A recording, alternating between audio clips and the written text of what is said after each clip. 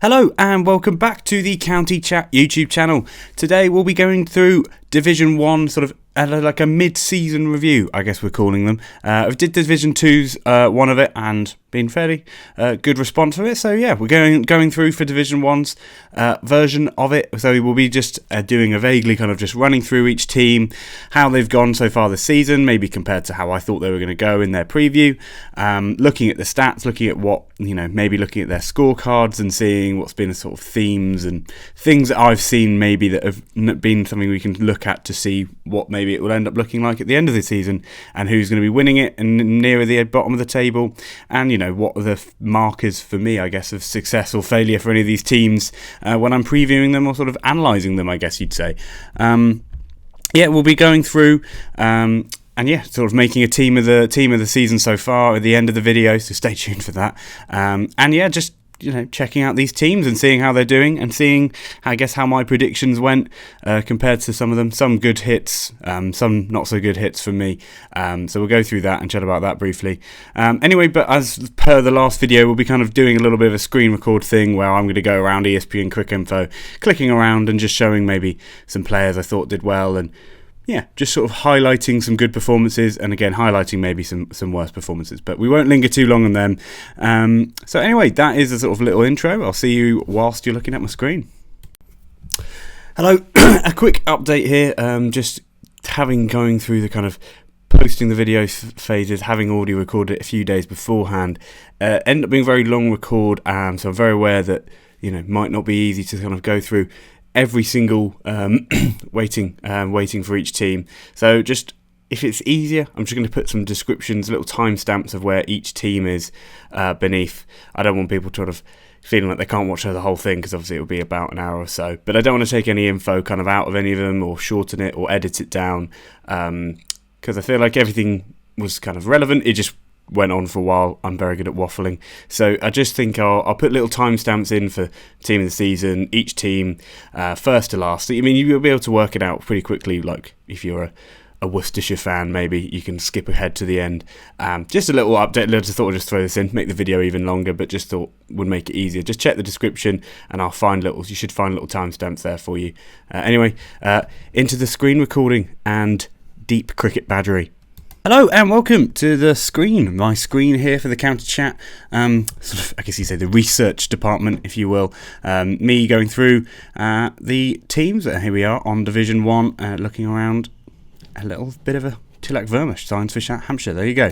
But anyway, we'll be kicking off with Nottinghamshire, the top of the table, and we're going through all the way down through to Worcestershire at the bottom of the table. But we'll go through a little brief thing so far. Nottinghamshire at the top, Surrey, Sussex, Warwickshire, Somerset, Durham, Hampshire, Essex and Yorkshire, and then the wooden spoon at the moment is Worcestershire. But we'll click on to Nottinghamshire here and get going and having a look at how their games have gone so far. Not sure why.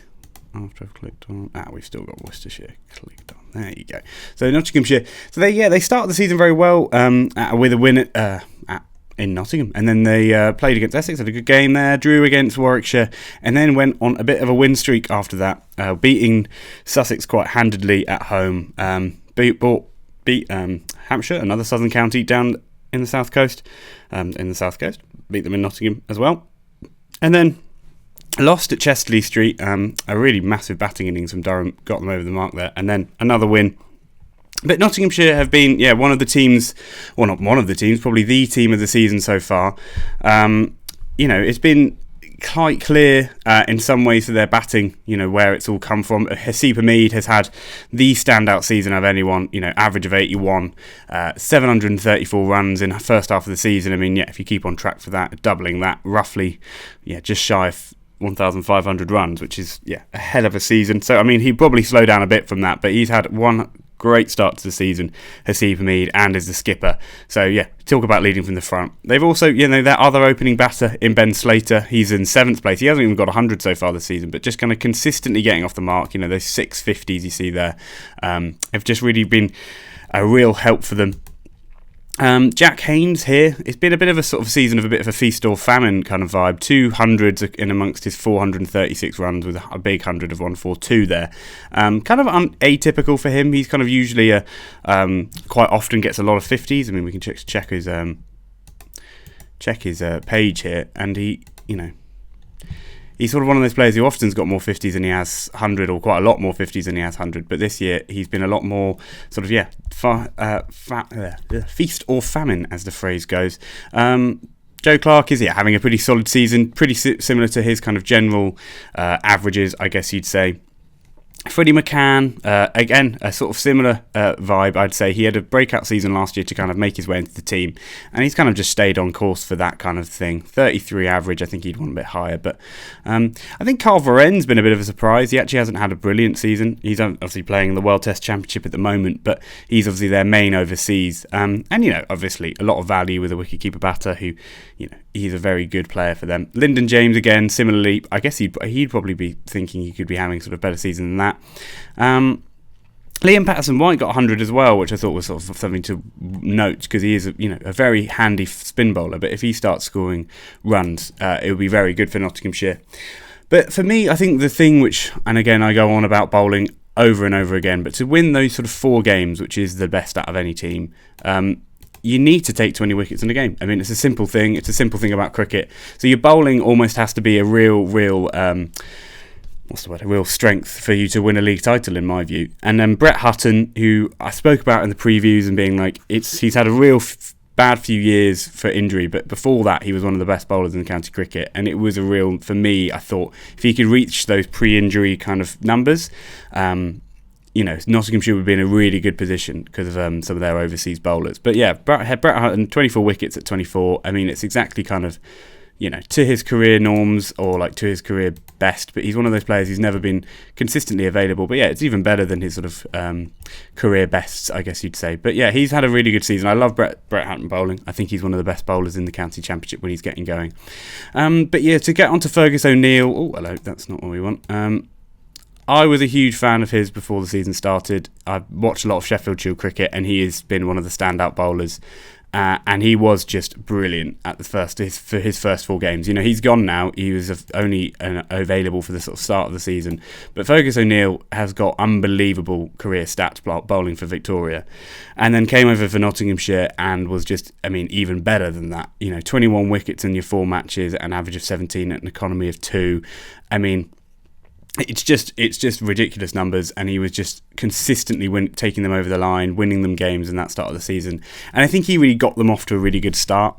I kind of even said in Nottinghamshire preview, I said if they had had Fergus O'Neill for all season, I would be like all in on the sort of Nottinghamshire hype train.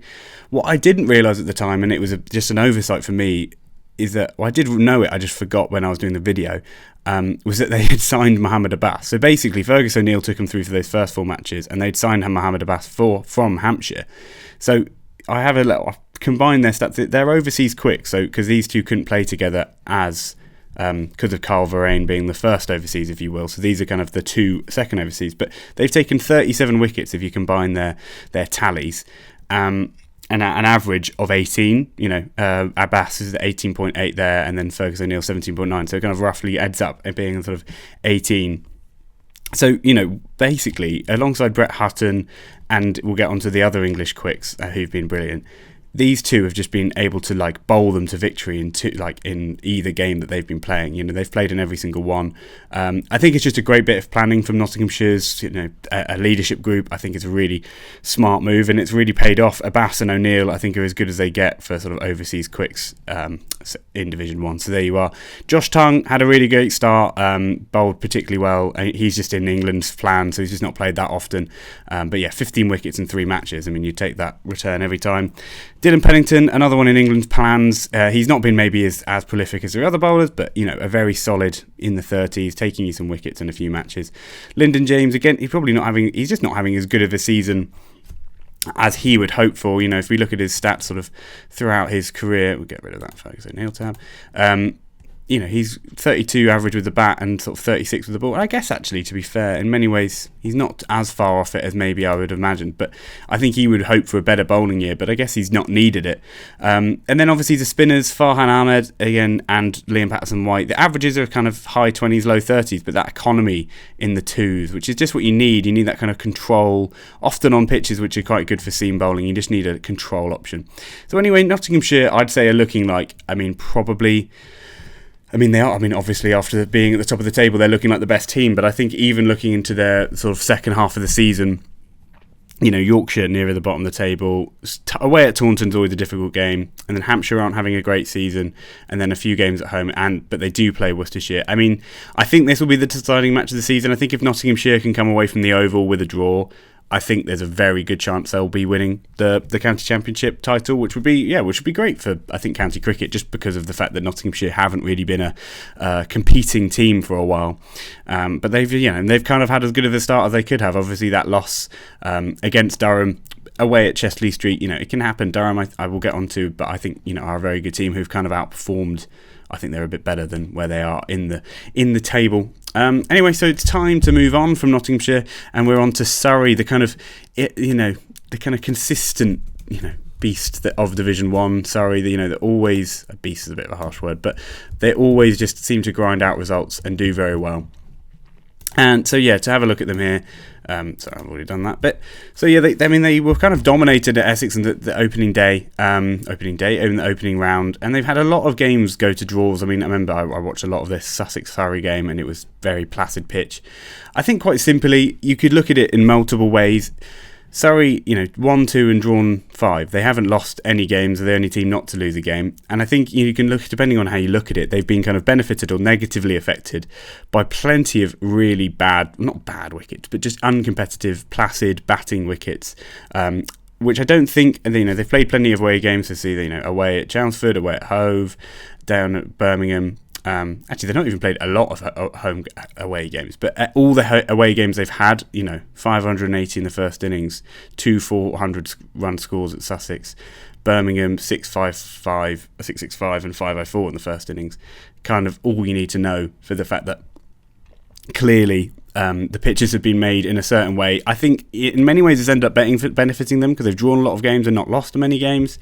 And their batting kind of suits that kind of style, and we'll get onto that with the sort of lower strike rate than a lot of players, a lot of teams even. But it's an interesting one. I think there's been some noticeable sort of chinks in the armour, if you will, for Surrey. But I just think they've kind of continued to show the winning formula that they have. It's really hard to beat Surrey. And the fact that they're 10 points behind Nottinghamshire, who've won, twice the amount of games they have, 4-2, shows again that kind of system we've talked about with how you get quite a lot of bonus points for drawing games, and an interesting one to go into. But we'll dive into the stats here. Dom Sibley has had a really, a hell of a start to the season. Excuse me, just getting some water. And, Dom Sibley, that kind of shows that he's been often in situations where he's needed to. But look at that strike rate. It's below 40. No one else really dips below 50 until you get to another Surrey batter in Ben Folkes. I think that just kind of proves the situations they've been batting in. A lot of the time batting out for the draw, they don't really need to go at any kind of a rate to force a result.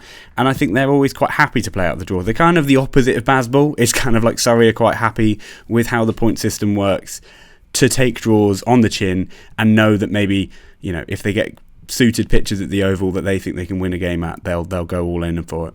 But so Dom Sibley averaging above 50, a really solid season, kind of on brand for him in that strike rate being low.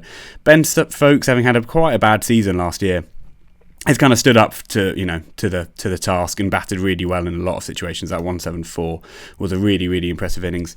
A bit of a drop to the next batter you get to. He's 37th ranked in the runs. It's Rory Burns, the other opener. And again, pretty low strike rate. And, he's just had a few good starts. I mean, I think Rory Burns would hope for a better season. I think he'll look for a better season. Dan Lawrence, kind of the opposite. He's obviously a bit more of a quicker batter, just generally a bit more aggressive. Really, really nice innings at Hove for that 100 there.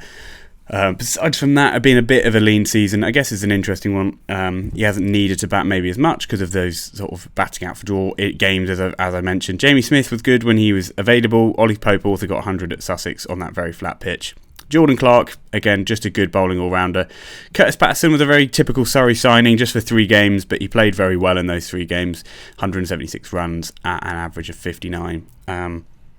Ryan Patel, always a good option for them to have. And then Sam Curran's return to the team, which I just thought was the most typical Surrey thing of all time, for sort of be doing quite well anyway, and then Sam Curran come back into the team and batted brilliantly in that first game and was quite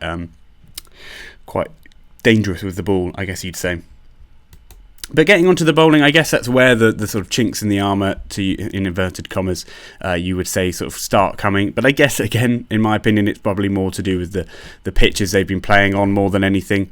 So yeah, Jordan Clark, I think he's been the pick of all their players so far. You saw the batting; he's got a few hundred runs at an average of 27, and then with the bowling, he's got 25 wickets at 25, often on very flat pitches. I can hear my computer whirring away. It's quite a warm day today, so apologies for that if that is an annoying background noise. Hopefully my chat over the top of it is enough to escape it. Daniel Worrell, if we go further down here, he's kind of been more typical, because last season he had like a ridiculous year, taking tons of wickets. It's been a bit more typical to kind of his career this season. He's taken wickets at 25.93, but that economy down towards 2.6. It just is, it's a very low level, really controlled bowler is Daniel Worrell. And again, if you see here, 25 average, so again, pretty low average as well, but that economy always very low, especially for playing a lot of your cricket in Australia where there's some hard and fast pitches. That kind of control is quite impressive. Daniel Lawrence, that average is obviously very high, and I think he's had to bowl more overs than he would have hoped to with those because of just the flat pitches that I'm mentioning. As I've always said with Surrey, they're quite happy to have Dan Lawrence as their main spinner and kind of use him as to rotate and rest around. But, I think teams have started cottoning onto that and start attacking him a bit more rather than letting him settle and have an economy a bit better than that. So, yeah, players like Tom Laws, I think, is a bit better. I think he's better than that as a bowler, personally. I must admit, I'd ever like to prey on someone's downfall, but I kind of thought Matthew Fisher was a bit of an overshoot for Surrey, and he has struggled a lot this season. Again, flat pitches, but again, other bowlers above him, Clark and Worrell, have proven that you can get wickets on those kind of pitches. Nathan Smith, similarly, an overseas signing from New Zealand. I didn't see it particularly, and he's had a bad year as well with the ball. Atkinson actually didn't shine with the ball before he went off to play for England. Kemar Roach as well, kind of maybe finally hit the father time wall there, because he's been unbelievable for Surrey over the last few years, but not so good this year. And then Sam Curran played that one game. Jamie Overton, one game, James Taylor down here as well.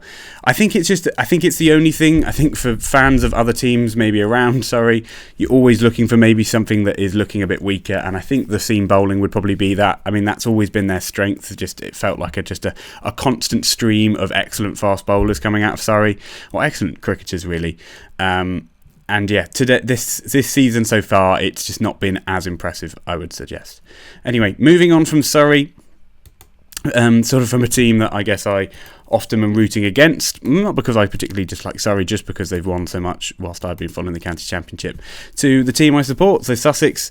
They played on a pretty flat pitch in Edgbaston and had a draw there, fairly inconsequential one, and then at Hove beat Somerset quite well. Not quite well. It was quite a dominating performance from Sussex. Drew to Surrey on that very flat pitch as I mentioned, and then went up to Nottinghamshire against a sort of full-formed Notts team. I think if we look at that scorecard quickly, they had Ben Duckett opening up with and this was still when they had Fergus O'Neill, so they had Josh Tongue, Fergus O'Neill, Brett Hutton, the two spinners, and then you put Ben Duckett at 3 because he had Hamid, Slater and Duckett. That was just to me, I think if Nottinghamshire could field this lineup all season long, I think they'd win quite easily, win the title quite easily. It's one of those things. Beat Worcestershire in quite a close game in the end. Worcestershire really fought hard, and then at Taunton, when Somerset tried the new openers style, it worked and they beat Sussex, and then further from that went to Southampton and got a win. So it's been a very good season from a newly promoted team in Sussex. Paul Farbrae said it before the season, but he didn't really want to play as if they were just here to sort of take part. They really wanted to get involved. I think their batting is obviously the real standout thing. So if we just go from Surrey to Sus, is that they've had two of the top 4 batters in county cricket. John Simpson has been unbelievable so far this season, and been unbelievable since he's put on Sussex whites really. 675 runs at an average of 84 for a wicketkeeper batter who bats no higher than 6. It's an incredibly impressive return for that player, most hundreds out of anyone. John Simpson, the captain, the leader and legend for Sussex, has been brilliant. Tom Haynes at the top of the lineup has, he's played brilliantly for Sussex, 655 at an average of 55. And yeah, he's been spectacular. He's gone off to play for England Lions, scored a big 100 for them. So kind of proving that Tom Haynes is really in serious contention for an England spot if they ever move off the openers they have at the moment. Simpson again, I think is just his batting we could just go on for hours about, but is also he's the captain and he's often really leading Sussex really well, it feels like. So yeah, any Sussex fan is just a huge Simpson fan, I think, at this point. I think Daniel Hughes is one of those things where it seems like he hasn't had a big season because he's not scored that big 100 that you can kind of hang your hat on. But 443 runs in your 6 matches, I mean, you take that every time. If you can get close to 1,000 runs this season, it will be a big bonus. James Coles and Tom Clark and Allsop have kind of all had seasons where they've shown promise at points, especially Tom Clark, that 100 in the opening round against Warwickshire. But just sort of no point have they ever really pushed on. Averages all below 30 and all back within the top 5. So I guess that would be the sort of place you'd be looking for maybe a bit of an upswing. Is from Haynes through to 5 has been a bit of a lean spell for Sussex. And on the other hand, though, you've got 2 bowling all-rounders here, Jack Carson and Finn Hudson-Prentice, who are, I think, invaluable to what was one of Sussex's great strengths, is that kind of lower order batting. I think that's kind of what is one of the things that is a kind of a USP, if you will, for Sussex. And yeah, they've just got Ollie Robinson is a bowler, and then Ollie Carter's had a few goes, but not anything as of yet. And then same with Danny Lamb. So yeah, Sussex, I think, have got a good setup with the bat. I think all these batters who haven't really performed, Coles, Clark and Allsop, definitely can. So we'll move on to the bowling for Sussex. So I guess the bowling for Sussex has kind of been maybe the weaker side. Actually, not kind of. It definitely has been the weaker side. Ollie Robinson, when he's played, he's been struggling with injuries, but he hasn't kind of been his elite best, that bowling average quite a lot higher than his usual. I think you'd say the pick of the bowlers has been Finn Hudson-Prentice, 16 wickets, an average of 26. I think whenever, as a Sussex fan who's watching a lot of their games, it feels like often he comes on to bowl and something happens, something changes and wickets are taken. Jaden Seals was kind of typically himself, a very low strike rate, taking wickets often, but just high economy with a fairly high average because of that sort of being quite an expensive bowler. Jack Carson, and whenever the spin has been there, so at Hampshire he took that fiver. But aside from that, he's obviously has to bowl often on quite pitches which just don't suit spinners hugely. So yeah, it's been an interesting one. I think I said before the season that Sussex have quite an interesting blend of kind of young seamers with an overseas that kind of rotates in. Jaden Seals has gone home now, but we've got Nathan McAndrew who's come in and bowled very well. But Sean Hunt is one of those young seamers and played against Somerset, bowled brilliantly, nearly took 10 wickets in the match at a very an average of 8.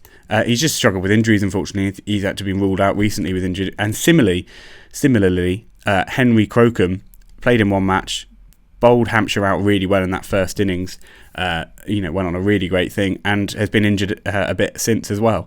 So, it's one of those where the young bowlers for them have kind of stood up when they've needed them to. In many ways, they've kind of needed just one big performance out of both of them. And it's been quite a pleasure to watch. Ari Carvelis has had a very good season, and Tom Clark's bowling has actually looked much improved for Sussex. And then James Coles as the sort of other option for spin. Again, pretty good. He took a fifer against Surrey in that very sort of, I guess you'd say, boring game at Hove, and that fifer 108 was, many people said, the worst fifer in county cricket for a while. I think it was just a hell of a lot of drag downs and batters going for a big wahoo and getting bowled. So it was an interesting one. I think it'll be interesting to see with Sussex how they're going to go for the rest of the season. I think they've got a chance to really push up the table, or not push up the table, sort of stay where they are, I guess. I think an away game at Chesley Street off the rip will be an interesting one. If they can get anything from that, I think it'd be looking quite good, because they've got a few home games after that.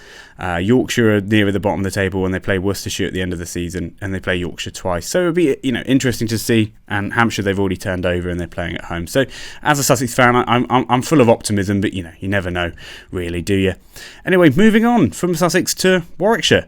So Sussex and Warwickshire, I'd say, have been pretty similar. I think Sussex have been a part of a few more, again, the points tally obviously couldn't be much more similar.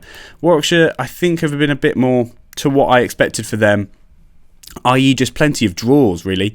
That victory at Chesley Street was a really famous one. Chasing down 3-4-4 on day 4 was a real, I was watching the game live. It was really impressive. A draw to Nottinghamshire, again, rain affected, they kind of got saved there, really, if I remember rightly, because getting bowled out for 93, you don't often win draw those games. Well, they beat Yorkshire in Leeds, and then a draw against Surrey on a very flat pitch in Birmingham, and then a loss to Hampshire at home, and then a draw to Worcestershire, one of the few teams that Worcestershire have got a sort of positive result against. I think it's an interesting one with Warwickshire, and I think often they've got the batting to stay in games. I just don't think they ever have the bowling to take them over the line. And I think in the same way that when they're on the back foot, their batting can often take them and keep them in games. I do also think, Edgbaston so far this season, I haven't watched every game, but just from looking at the scorecards, been a hell of a lot of flat pitches. 500 and 450 in the first game of the season. Home against Surrey, 6-5 and 504. I guess this one was at Birmingham, so I guess a bit more of a low-scoring match. But you know what I mean? There's been quite a lot of games. Again, I say that, actually. Birmingham here. 2 low scores from Warwickshire. I think Warwickshire have just been quite inconsistent, really. Ed Barnard has been kind of the opposite of inconsistent, to be fair. 587 runs, an average of 58. He had to take a lot on his shoulders at the start of the season, as well as not just batting, but he had to do a lot of bowling because of injuries that Warwickshire had to begin the season. It's been an interesting one to see sort of how that's gone. He's taken that, and then if we go over to their bowling, he's one of their top bowlers. 19 wickets at 29, whilst also doing this with the bat. Ed Barnard is one hell of a cricketer, and I've always been a big fan of his. Rob Yates has had a very sort of typical of him season at the top of the lineup. 36 average at 150. I'd be interested to see how close that is to his kind of career. So what's this? A strike rate of about 55, average of 36. I promise this isn't set up. No, a bit lower. Yeah, there we go. 47 strike rate, 34 on average. But I think Rob Yates I think that's kind of shows his talent level pretty well. I think a sort of high-ish 30s average as an opening batter in Division 1 is what Rob Yates is all about. Sam Hain, again, pretty typical, I'd say, of his career, if you will. Often playing quite important innings, and he's not got 100 yet, which I think is a surprise, but average in the low 40s, 385 runs so far, halfway through the season. Alex Davies, I think that's pretty low for him. Low averages of 27, but he often gets Warwickshire with the likes of Rob Yates at the top of the lineup to quite fast starts. He's quite an aggressive opening batter. If you see there was that strike rate near 70.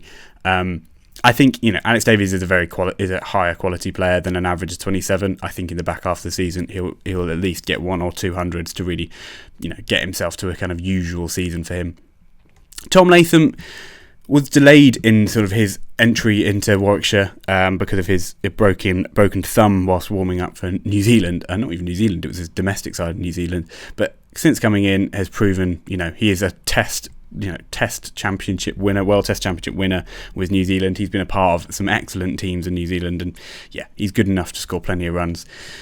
Zayn Malik was kind of one of the most sort of wholesome stories so far of the first half of the season, with his 100 not long after getting his debut at 27. Kind of one of those nice moments in cricket where you don't give up your dreams and you keep going for it, and he scored 100 for Warwickshire, which was a really cool moment. Wicketkeeper Kai Smith has, it's quite a low average, but I think he's shown he's here to stay in county cricket. A very talented young player, and he's very good in white ball cricket. So I think often red ball cricket, it just takes a little bit longer. Just getting used to that format as well. Bo Webster was a very good signing for the start of the season. Didn't actually, scored 185, but I think that's below what you'd expect from Bo. Dan Mosley again has had a pretty lean season so far. But he scored his first ever first-class 100, which shocked me. It was his first ever first-class 100. Was being picked for the England Lions. I think England like him a lot in any format, really. He's got that kind of aggressive intent. And that 100 for the England Lions, I think, will do wonders for his confidence in red ball cricket. Just because I guess, the nature of it. Michael Booth, Hamza Sheikh, a few other bowlers who can handle the bat very well have done pretty well. Onto the bowling. Ethan Bamber kind of instantly had to go into leading the attack, which is obviously quite a pretty tough thing because of the injuries that were had to Rushworth and Hudson Prentice, another double-barreled surname. What is his name? I'm having a real moment here. Hannam Dalby. That was my brain went full. Haywire mode. 23 wickets at an average of 32 with a low economy for Bamber. I think it's a really impressive set of stats. As I said earlier with Ed Barnard even. He's a bit high in the averages and economy, but he had to bowl lots of overs at the start of the season because of the lack of other premier quicks. Michael Booth had a really good start to the season before having a stress fracture in his ankle, which is a real shame for Boothie, but had a really good season and really sort of stepped up and showed he was of the calibre that Warwickshire needed. Also averaging 27 with the bat, I believe. Bo Webster, again, as I say, just a good signing for Warwickshire whilst he was here for his World Test Championship prep, and is just a very good cricketer, hell of a fielder as well. Tazeem Chowdhury Ali, he's the young leggy, and he's bowled very well so far this season. 9 wickets at 37, which again for an 80 or a 90, just turned 19-year-old leggy is pretty good going. Chris Rushworth finally returned from injury, and it looked like he'd never left. An average of under 10 in that one game, 7 wickets, an economy of just about 2. I mean, obviously those numbers will balloon back up, but Rushworth's career stats are something to really behold. 676 wickets at 22. It's kind of weird to say that he's not actually that far. He wouldn't need much to actually get towards his career levels, having had a performance like that. Hannon Dalby has been a bit higher on the bowling average than I think he'd like in his matches since being back, but has always got that real low economy, very much a control bowler you can rely on. Similar to Chris Rushworth, when Chris Wokes came back into the team, it was a hell of a moment for Warwickshire because he is just one of those evergreen players, a real good bowler. Chase Simmons and Vey Fernando haven't been brilliant for Warwickshire on the whole. So anyway, Warwickshire just generally a sort of middle of the road team. I think they'll sort of stick around there.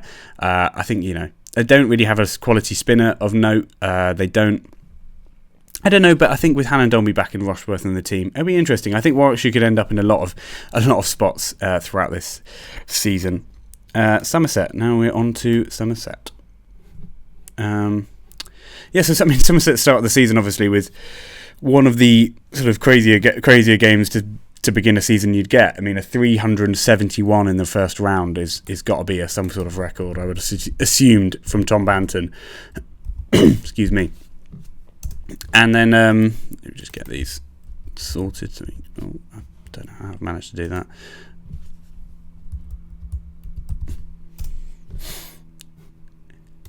But yeah, Somerset started in the season in a sort of a weird way in that sense, and then got beaten quite handedly by Sussex at Hove. Had a few draws there, and then lost quite handedly again to Surrey at the Oval. Won an incredibly impressive game at Taunton, which I think it looked at for the most part of the game with a bad first innings that they were going to lose, but James Rue really stood up there. They then changed tactics, and we'll get onto that. And they beat Somerset. They beat Sussex at home, and then went on to beat Durham with the same sort of tactics going on. So basically, what Somerset went about doing, and we'll have a look on it here, as I know they had a game there. Oh, can't actually click on that. If I do the same thing again.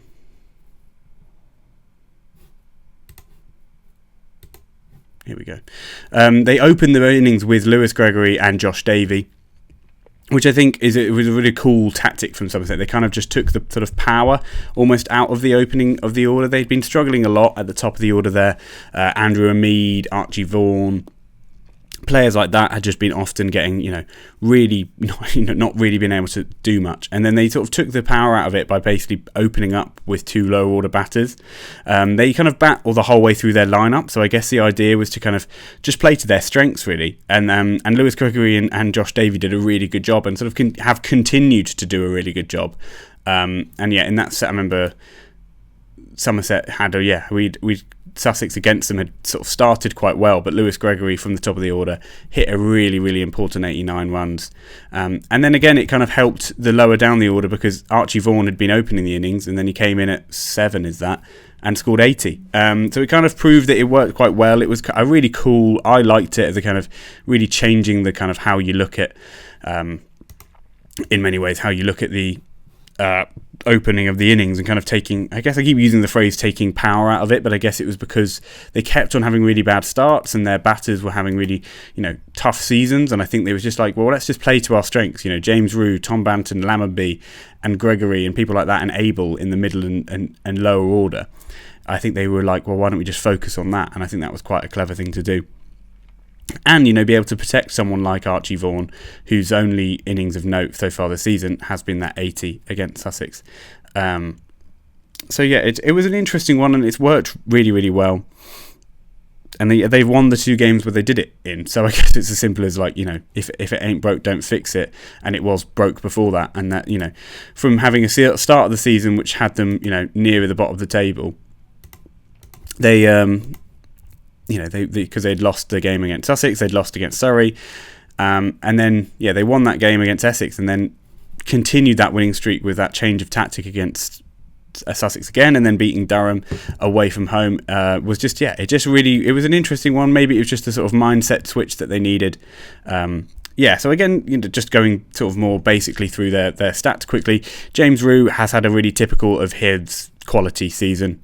474 runs at a 43 whilst being a very handy wicketkeeper batter. Tom Banton, I did a bit of maths here, 371 in the opening round, 457 overall, so 81% of his runs were done in one innings.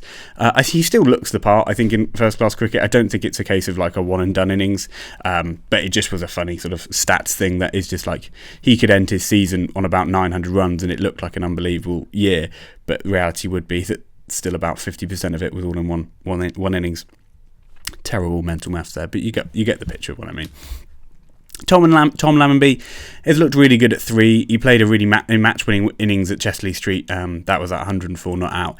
And yeah, he looks the part at 3. I think they've done well to not. He started his career as an opener, and they've moved other people into opener whilst he's batted 3.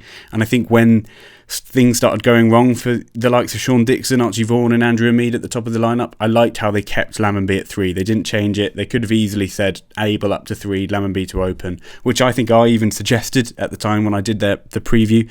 But I think it's worked quite well to kind of consistently keep Lammonby there. Lewis Gregory, again, as I've kind of mentioned, is just one of their players who is a strength, is their skipper, and I think they just looked at it as like, let's give him more ability to bat, and he's really done very well from that opening spot.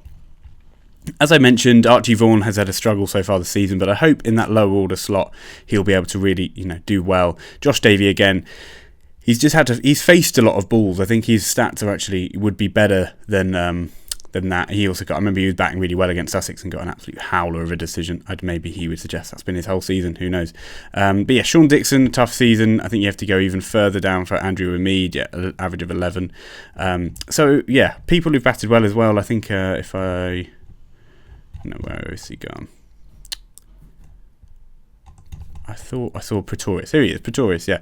Average of 30 with 250s. I think he's, again, another lower order batter who's very very handy with the bat in hand. Anyway, with onto the bowling, Pretorius has just, he hadn't had a brilliant season, his first season in Somerset last year, but this year he's just really, stepped up to maybe what the levels they thought he could do. A bowling average of 20 is just always excellent, always elite, and he's just been really, really good for them. Often not even opening the bowling as well.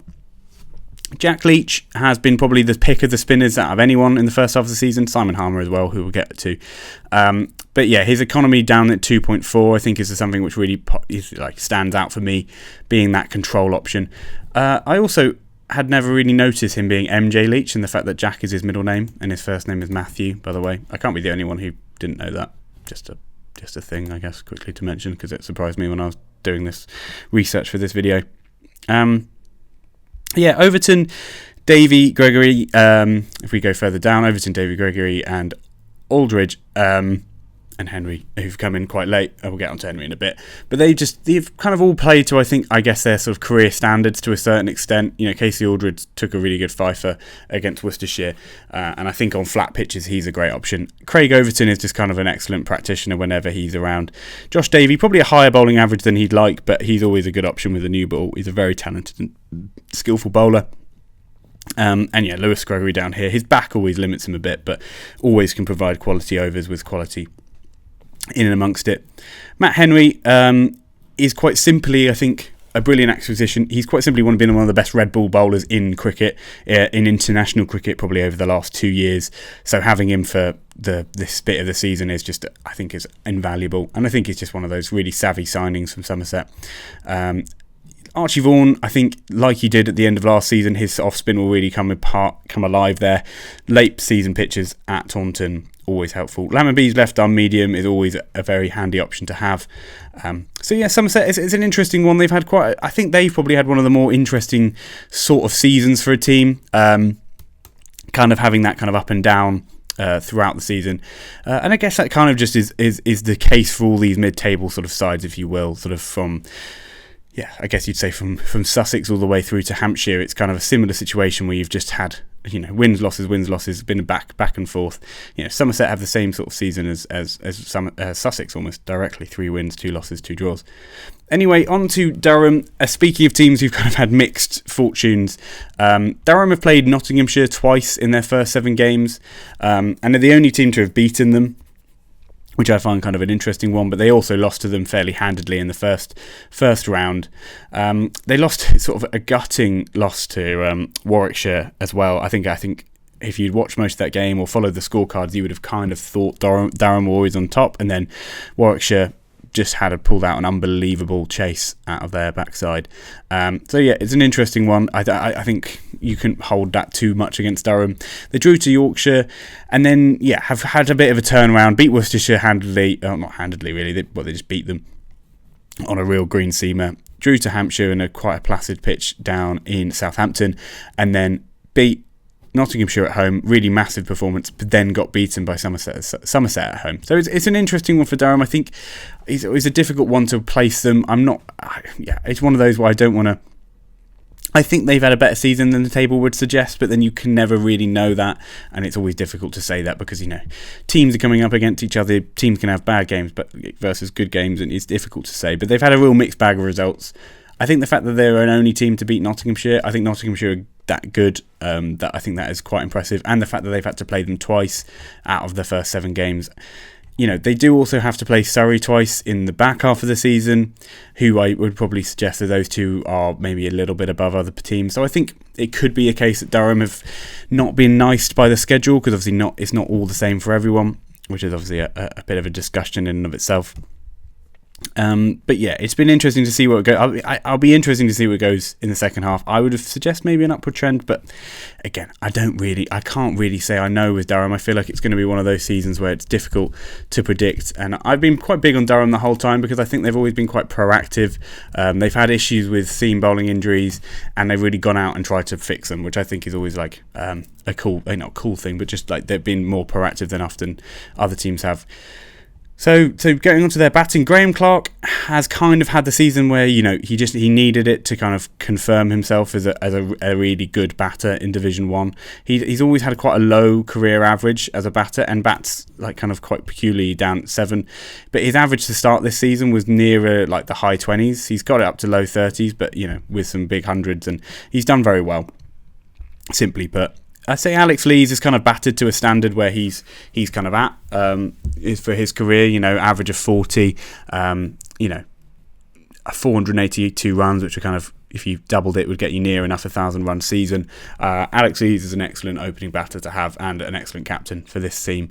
Colin Ackerman, Gay, Robinson, and McKinney have kind of all had, I guess you'd say, middling seasons for them. I think they're all really talented batters, and they've all just had performances to really, Conor Ackerman scored 200s to start the season, looked unbelievable. Emilio Gay's had a few hundreds that have been looking, he's looked brilliant when he's been in. Ollie Robinson the same, that 100 unreal, and then Ben McKinney the same.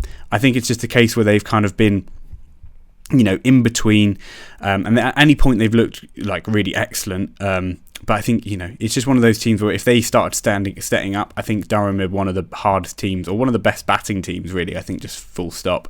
Bearing in mind you kind of take out the fact that wherever he might be, Beddingham, he broke his toe, and he's been an absolute run machine for Durham.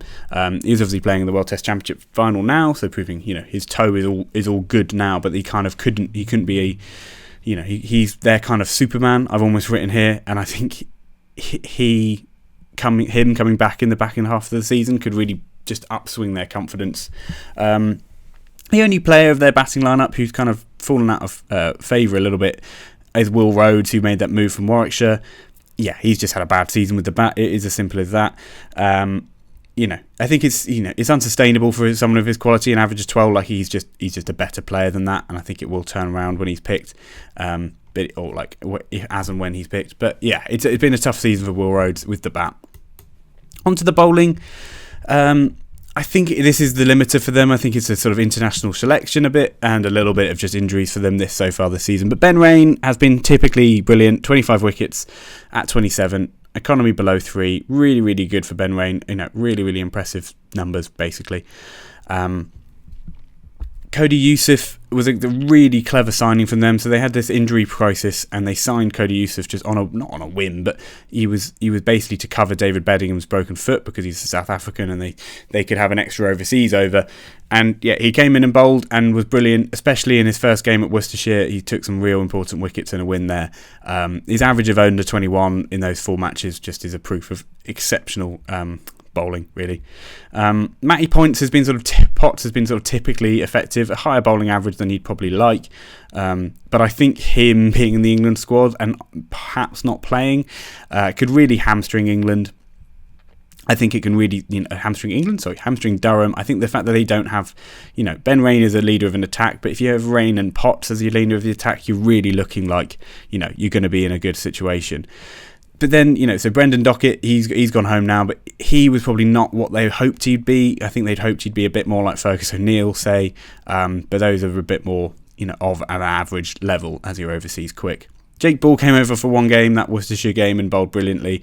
He's a Somerset player. He just came over on a one game loan. And then you get into sort of the younger bowlers, so people like Hogg, Minto, and they had not bad games, but a couple of games each, and they've had quite high bowling averages. Mitchell Kylene, though, he had one. I don't know how you pronounce that. Kylene, maybe. He had one game and bowled brilliantly. Took a 5-foot against Somerset.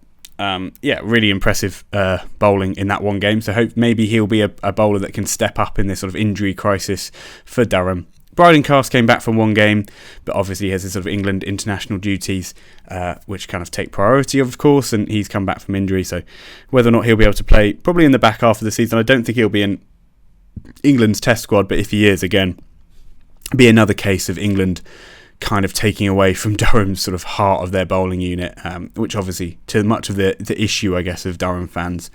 George Drissel as their sort of only spinner, I think, is another thing that I'd get on. I mean, as a bit of a limiter for this bowling lineup. Colin Ackerman similarly is being another sort of your frontline spin option. Often it's just not penetrative enough, and I don't think their seam bowling unit is good enough to sort of bowl around them. If you will, sort of say a Surrey or any other team who has a real good seam bowler bowling lineup without a real frontline spinner, maybe. I mean, Leicestershire in Division 2, another good example. Paul Coughlin struggled with injuries, but also his bowling has been pretty subpar whilst he's been in the team. And then Will Rhodes, similarly, a kind of bowling or he's a batting all-rounder really, but his numbers with the ball have not been up to scratch, I guess you'd say. Anyway, moving on. It's already getting to quite a long video, but it's quite difficult to go through them. So I hope people appreciate the hustle and the I'm not trying to linger for too long. Anyway, Hampshire, we get to sort of, I guess you'd say probably the last of the mid-table teams. I think you'd say Essex are kind of more down in the bottom 3 there. Hampshire, again, it's kind of the tale for all of these teams, but just quite of a mixed bag, really. You know, a good win against Yorkshire to start the season, quite a few draws on the trot, lost to Nottinghamshire quite easily at home, beat Warwickshire at Birmingham, lose to Sussex very handedly at home, and then that's their sort of season. So it's kind of been a similar situation. Yeah, two wins, 2 losses, 3 draws. It's been very much a case for Hampshire. If you look, they've probably had some of the lowest scoring games out of any of the teams, quite consistently. They had 1 high innings there for Hampshire, but aside from that, they've all been below 300, really, if you look at it. Or 336 there and 470 there, but aside from that, all pretty low scores for Hampshire. And I think that's kind of been a case for them just generally.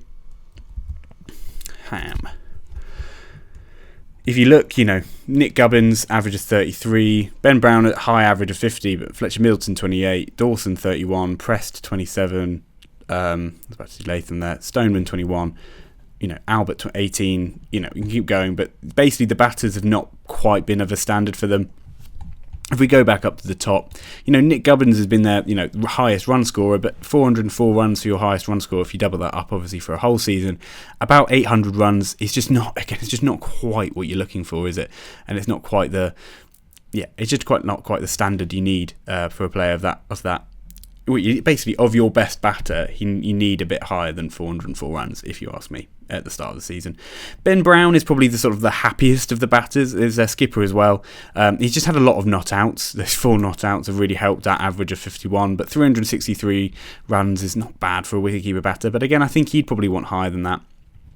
Fletcher Middleton, again, similarly, I think it's just a case of it's close to what he'd be expecting or wanting.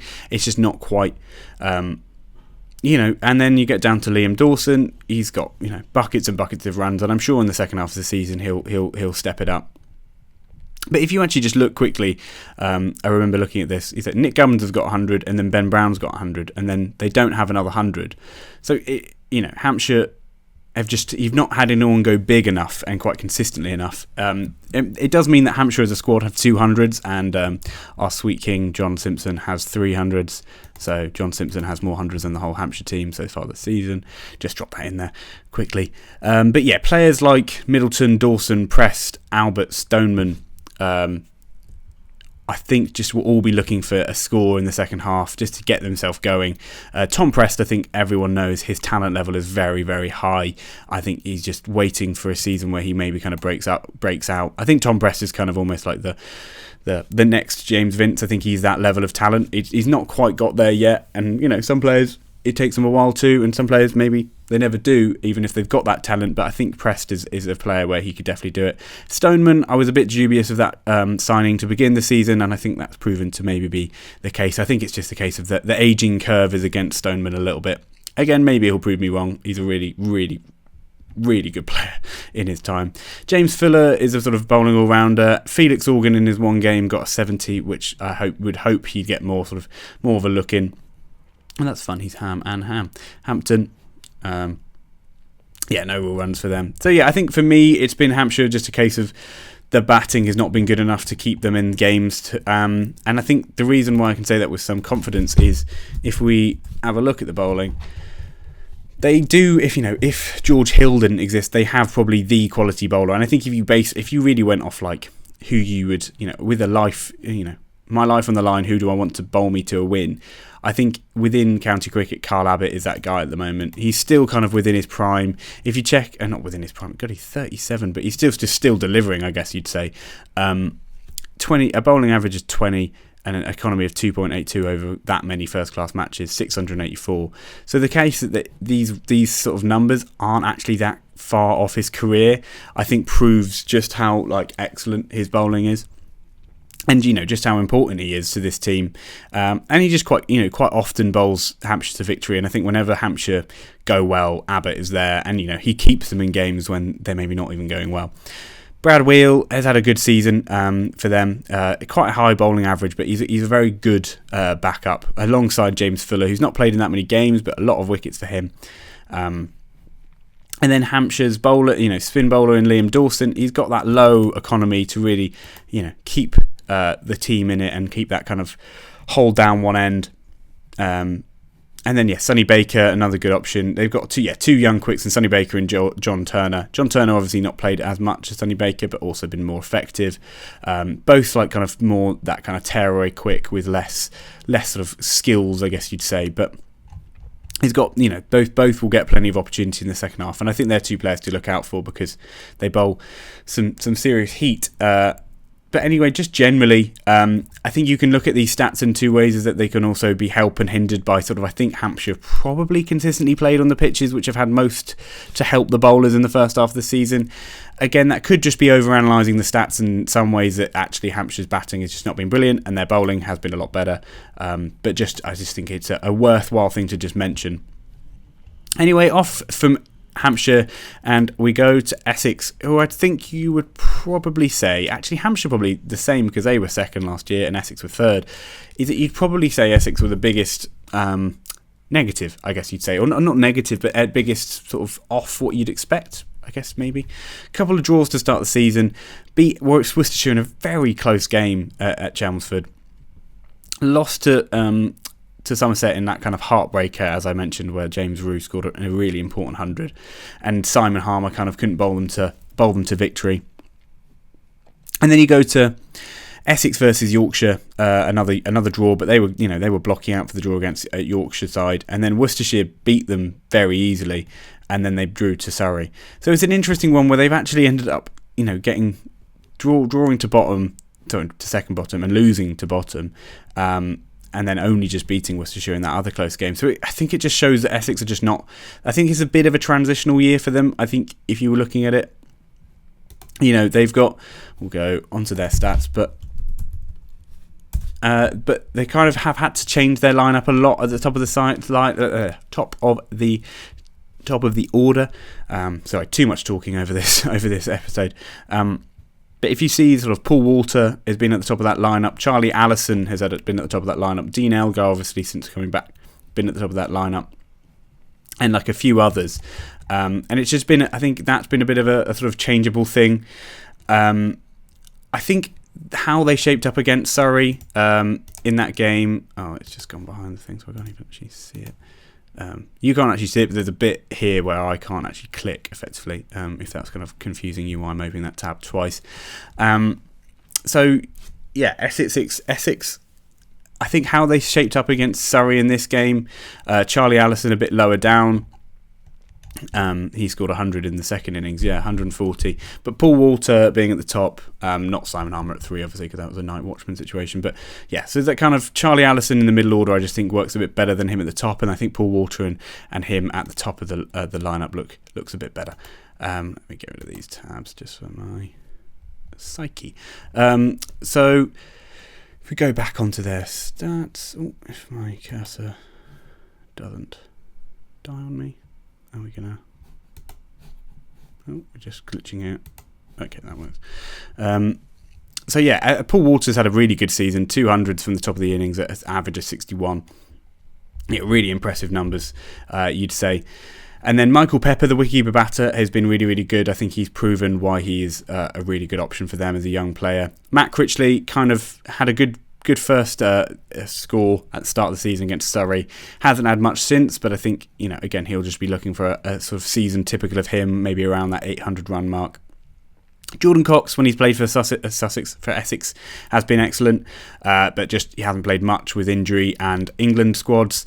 Charlie Allison, as I said, struggled at the top of the lineup, but that move to the middle order and that 100, he looked really, really settled, and I think in the back half of the season, they can expect a little bit more from him. But they've kind of gone a lot with young players. Charlie Allison and Noah Thane have played in almost every game. Oh, that rhymed. And I think it's been really good for them and good experience, which I guess sort of shows why I'm leaning towards them. They seem to be in that kind of transitional phase. They've been quite willing to play young players more than maybe other players do, or other teams do at the moment. Tom Wesley, I think, again, a player who's much above the standard of someone who's on track for less than 600 runs. I think he'll definitely get more scores than he has, just 150 so far this season. Dean Elgar, similarly, for 8 innings, average of 23. He's just too much of a run machine, I think, for that to be the case. I think beyond that, it's just kind of bowlers. But I think they've lacked a real depth of run scoring and a consistency of run scoring a bit. Compared to some of the better teams and the teams that have stuck near the top of the lineup. Essex bowling. Jamie Porter has had to kind of be the leader of the attack, I guess you'd say, because obviously Sam Cook played a few games. Where is Sam Cook? Here he is. Played in 3, but off for international duty for England. Jamie Porter's kind of had to be that de facto leader of the attack for the Seamers, and he's been that. 30 wickets at 22, economy at 2.7. It's just excellent. He is one of the best bowlers in the county championship, simple as that, and probably one of the best opening bowlers. I mean, imagining a bowling lineup with Porter, Abbott and Hill in it is just a bit of a wet dream. Simon Harmer as an off spinner, again, sort of a spinner's go, kind of as good as you get. That economy all the way down to 2.29.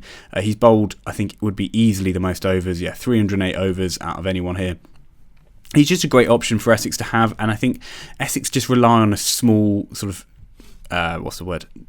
retinue of bowlers. Like Porter and him are 2 of the highest over bowlers out of anyone. I think Porter actually might be second, and I think that's because they can just rely on them so much. Those economies well below 3 shows they've got that control even when they're a bit tired. Shane Snater is a really excellent option. I think he would hope for a bit of a lower bowling average than 34, but he's an excellent player for them. Rajitha probably wasn't, again, as good as they hoped he would be. 34 average, 3.9 economy, but again, that's often the case can be with overseas bowlers. They just don't quite get their length right, and then you end up going at a bit higher because you're searching for wickets on what you see as really good bowling pitches.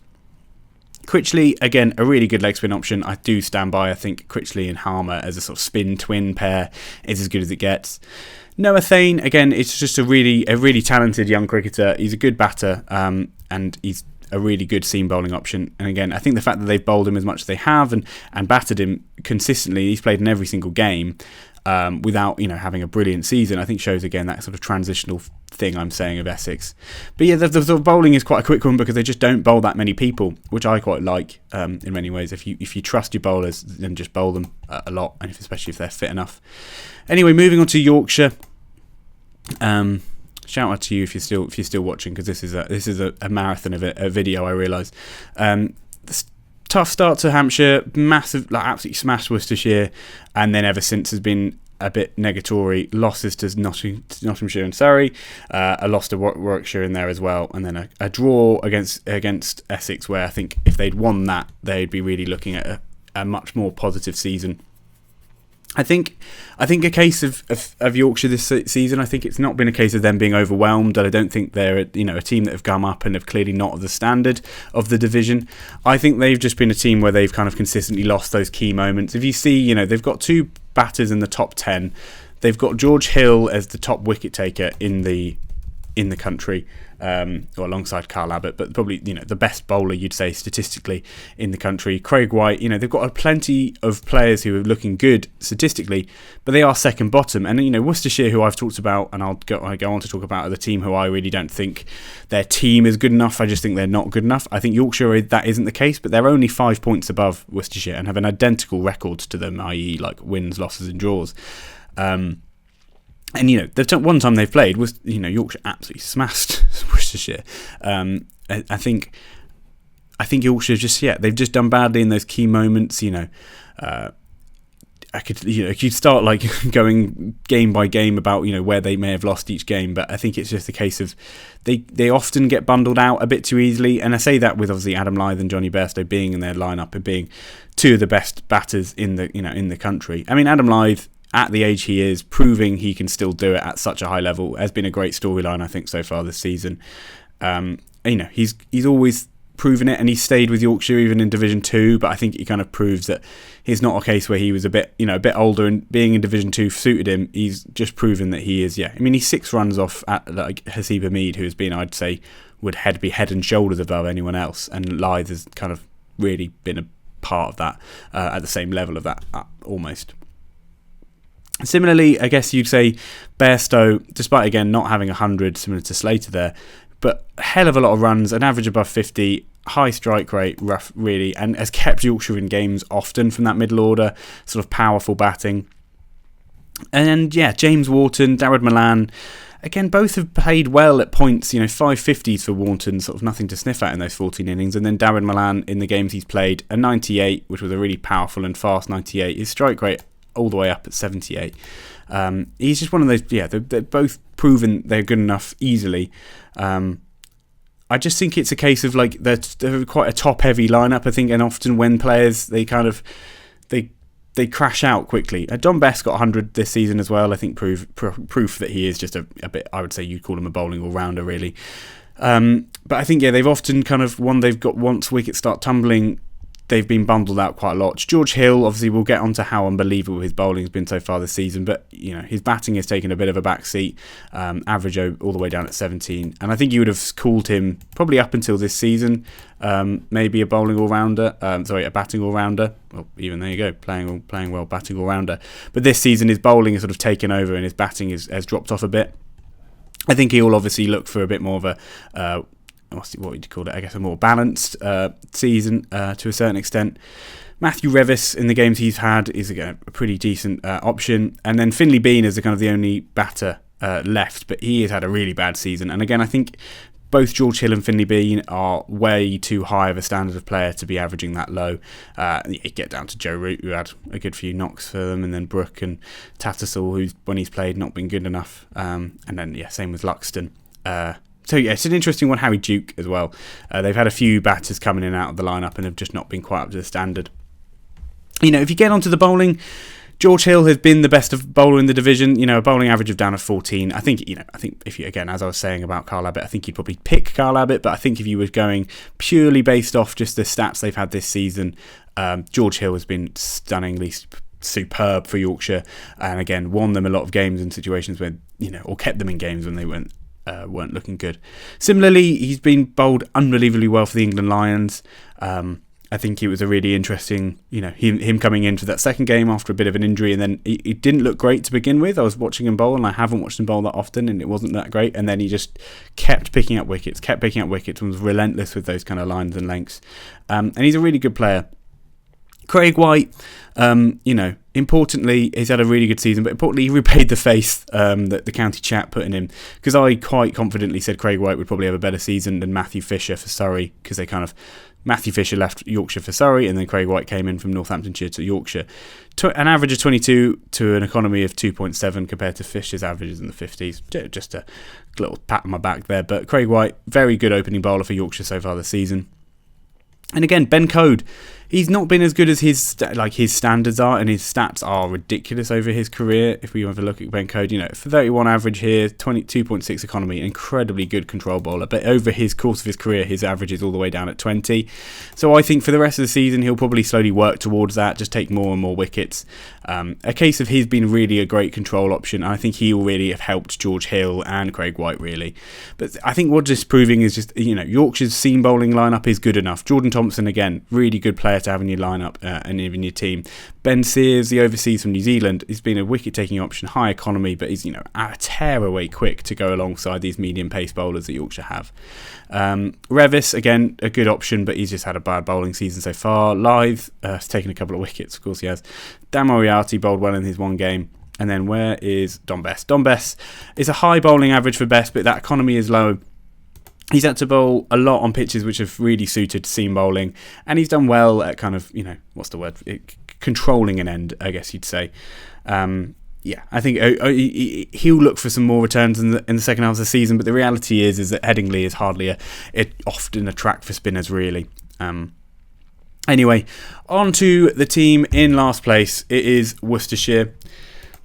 Now again, I don't like to be right when it comes to playing on the downfall of the team, but when I did the preview of Worcestershire, I remember sort of talking for 25 minutes and realising I barely had said anything good. I think the reality was, I think the writing was on the wall a little bit for Worcestershire.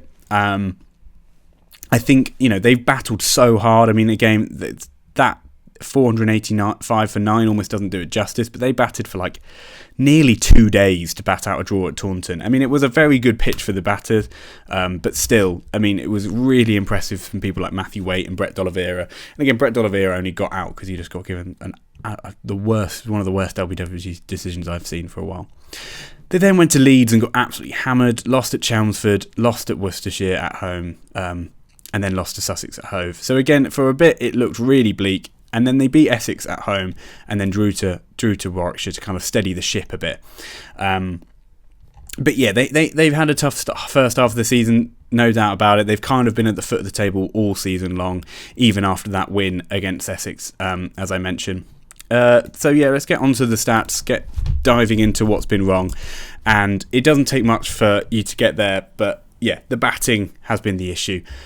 They only have one batter who with an average above 30. It's Matthew Waite here with 32, so hardly, flying past that average of 30, and 3 not outs are doing a lot of the heavy lifting there.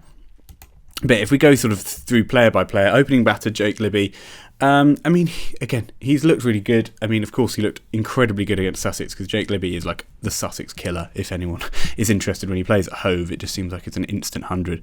But 403 runs at an average of 28 for his standards is a bit low. Ethan Brooks is a really talented cricketer, not one I knew much of before this season, and he's sort of, again, he's not, he's covered himself, I would say, in glory. I wouldn't say it's glory, but I'd say he's proven himself to be an incredible cricketer and batted a lot higher up this season. I think he'll get a lot more ones in the second half, just having seen his technique and how he plays. I think he's good enough to do so. I think Worcestershire just needs to sort of steady the ship, as I say. Matthew Waite, I think, has been their standout player. We'll get onto his bowling in a minute, but his batting in and of itself has probably been their best batter. Maybe not best batter, but, one of the best batters. Brett D'Oliveira, again, that 100, as I mentioned, at Somerset. But aside from that, it's been pretty rough going for him. An average of 23. Cashivalli, who I was quite big on, and I think I said needed to have a big season for Worcestershire to be able to kind of compete, and he hasn't so far. Hopefully for Worcestershire's sake he can sort of turn it around. Roderick, the other opening batter, just a tough season. 150, average of under 20. It just, sometimes it's going to go for you. Adam Hose, who again I hoped and sort of tipped for potential success so far this season. Not brilliant. 150 again, average of under 25.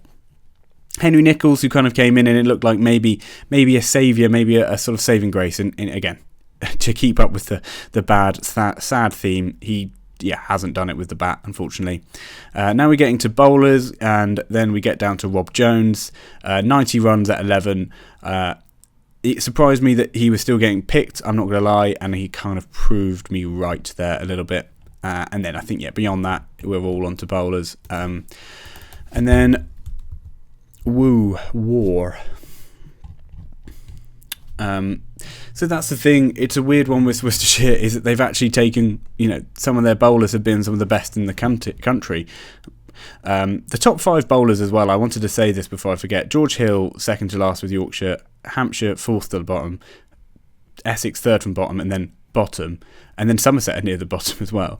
It's just funny that all the top wicket takers were... I didn't know if that's like a statistical thing that actually happens more often because there's more wickets falling in the game. I actually don't know. But Tom Taylor has been brilliant. 28 wickets at an average of 24. I spoke of him before the season, saying if he could kind of be of the standard he'd been in a small sample size last year, he would be really, really good. And I think he is that standard. I think he is just that good, Tom Taylor. Matthew Waite, I think, has been the pick of their bowlers and been one of the best bowlers in the country. 26 wickets at an average of under 20 with an economy of under 3 is incredibly impressive. Also, given he gives them so much with the bat, I think, honestly, a weird one where Matthew Waite could honestly be one of the players of the season so far. Ben Allison and Jacob Duffy, kind of similar standard of bowling. Again, 21 wickets and 18 respectively at averages around 27. Two good bowlers, and again, I think their bowling has proven to not be the issue really for Worcestershire. Ethan Brooks, a very good option to have as a sort of 4th or 5th seamer. A very good option at that level. They don't really have a frontline spinner, really. Fateh Singh played quite well in that one game at Sussex, so whether or not in that back half of the season he's kind of emerged as the obvious option. Adam Finch didn't bowl well in the game he's had. Singh, similarly, and Libby as a batter who bowls. I think overall, I think it's just a case of they just don't quite have enough. I just don't think they quite have the standard or the skills to maybe do it, unfortunately. I think, Worcestershire, have that grit, and they've really fought for every point, and I think they won't give up on the season at any point. Well, of course they won't, but you know what I mean. I think they've really got that in the locker, and I think you never know with cricket, and the teams that are quite bunched together nearer that bottom half. If you wanted my honest opinion, I think it will stay at the bottom of the table, maybe similar. I think Yorkshire are more likely to jump out of it, but I just think they've emerged as the teams near at the bottom, I think maybe for a reason. I think if you look at any other team, I think Essex and Hampshire are too good to go down. Similarly, Durham. I just think, for me, I think it will end up looking the same as it does right now. Anyway, now onto the team of the season. This is an absolute mammoth video, but here we are, Division 1's County Chat's Division 1 team of the season so far. We'll go full screen here. I think Haseeb Hamid and Adam Lyth at the top of the lineup, a right hand, left hand, just is maybe a bit of an obvious one. I think they've been the two best batters in the county championship, and they both opened the batting, so kind of a Yadoy moment. Tom Haynes has been right at the top of those batting lineups, and again he's been an opener for Sussex, but he did bat 3 for the England Lions, so for the sort of sake of the lineup, it all works. This is where it gets a bit more tenuous, but again I was kind of just trying to fit in the best player so far this season.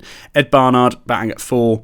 I think you'd probably in reality bat him below John Simpson if this was a real game, but I was trying to keep it a bit more similar to where they might bat in a game, hence Graham Clark being down at 7. I think again in this team he probably would bat 4 maybe, but again we're just kind of trying to shine the light on the players who've just done the best no matter what of their season. So anyway, Barnard is sort of 20 wickets at an average of 29, and then batting for 500 runs, I think it is, at an average of 60, is just, as a batting all-rounder, serious go. John Simpson scored the most hundreds this season, wicketkeeper, could well have easily been captain, taking a newly promoted side all the way to 3rd for the first half of the season. I think he does, needs no introduction almost for the reason of that wicket-keeping spot.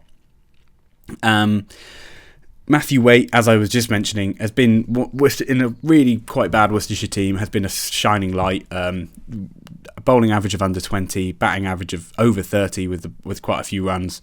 Graham Clark has again established himself as a really, really talented batter who bats in that, he does bat in that kind of 7 slot. And again, it's a weird one whereby I've put him a lot lower than he probably would be in a team if I was picking this team. But he is a lower middle order batter who has been incredibly effective for Durham. George Hill bats in reality more like 5 or 6. He's batted terribly this season, but he's bowled unbelievably. So in this game, he's just in almost as just a bowler. Jack Leach, Matthew Jack Leach, as I should write it down. He's just a really seriously talented spinner, and he's bowled brilliantly this season. Best spin bowler in England by a little bit, I'd say. Furtherly, Carl Abbott and Jamie Porter. I think if you've watched county cricket for a long time, you don't really need much introduction for why they are just the level of cricketer that they are. They are truly, truly special players, and truly special with the opening as opening bowlers for your team. Anyway, going on to our sort of 12 plus, because I was going to do a 12th man, but I realised it would be a bit harsh. I thought Surrey not having anyone in the team was a bit harsh, so Folkes and Jordan Clark both get a bit of tip of the cap there. Folkes been brilliant and easily could have been a wicketkeeper, but it's just been, John Simpson's just been a bit better. And then Jordan Clark has been probably one of the standout players of the season. I just think it's a case of, again, so many bowling all-rounders who've had really good seasons so far this season. I put Paul Walter in, again, similarly, he's just had a really good season at the top of the lineup. The top 3 were never going to get taken out, really. So Paul Walter had a great start of the season, but he hasn't also played in every game, which hasn't helped him.